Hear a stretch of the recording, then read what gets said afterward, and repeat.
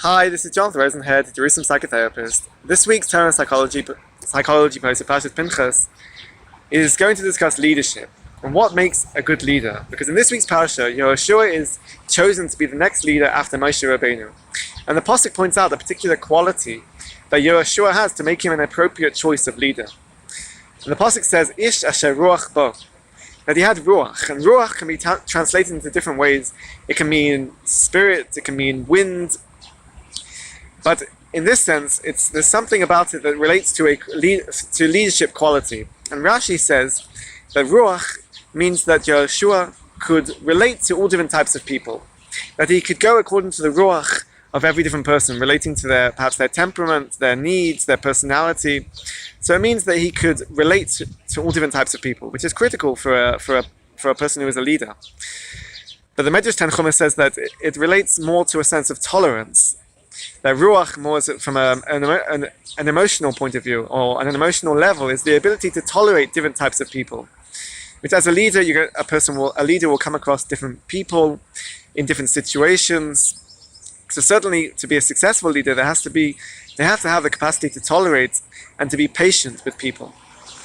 And the Netziv says that this ruach of Yehoshua was that he was able to leave his own personal interests, his own personal desires, and put it to the side, and it didn't influence his role as a leader.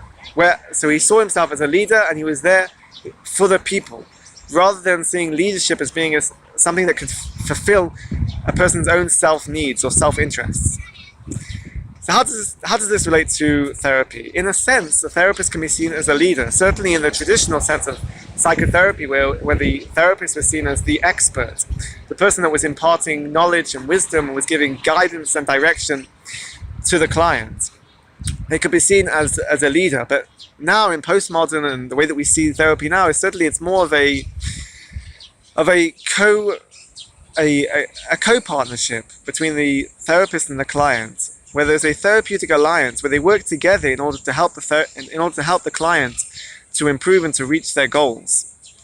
But even in this sense, where we see the balance or the hierarchy is leveled out between a therapist and a client, the therapist still has an integral role to play in this. He's still giving guidance and giving direction, even if it's seen it's more on an equal level.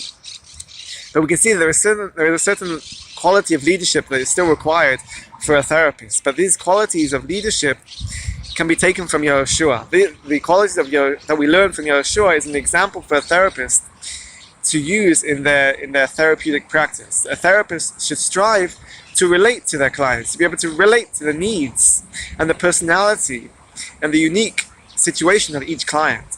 They should try to be tolerant, to tolerate the different clients that they have, and to be able to be patient, to listen to the difficulties and the struggles that a client is describing. And finally, also a therapist, it's important that they leave their own self-interest to the side, that they shouldn't be directed by their own desires or hopes and expectations from the therapy. They should put that to the side and try to focus only on the client themselves. And there's a famous quote of Wilfred Bion. Wilfred Bion is a psychoanalyst, and he said that the purest form of listening is to listen without memory or desire, which means that when they come to the therapy and they're sitting with the client, they should look at this client in isolation to other clients, and also in isolation to other therapy sessions, that they're focusing on the here and now, on this client and what they are saying. And also, they shouldn't be influenced by desire. If a therapist has certain expectations and hopes and goals from the therapy, which is coming from a place of self-motivation and self-desire, it's important that they put that to the side, that they are focusing on the client and on the client's needs, and therefore memory and desire does not have a place in the therapy room, in the therapeutic session. So therefore we can ask based on this, can anybody be a leader? And I'm inclined to say yes, because a leader does not necessarily need to be someone who is charismatic and is influential and has power and is an extrovert, but rather it's somebody who has these qualities of Yehoshua, qualities that a person can develop, these leadership qualities of relating to other people, of tolerance, and be able to leave their own self-agenda and desires to the side. These are qualities that anybody can develop in order to show leadership qualities. Have a great Shabbos and keep well.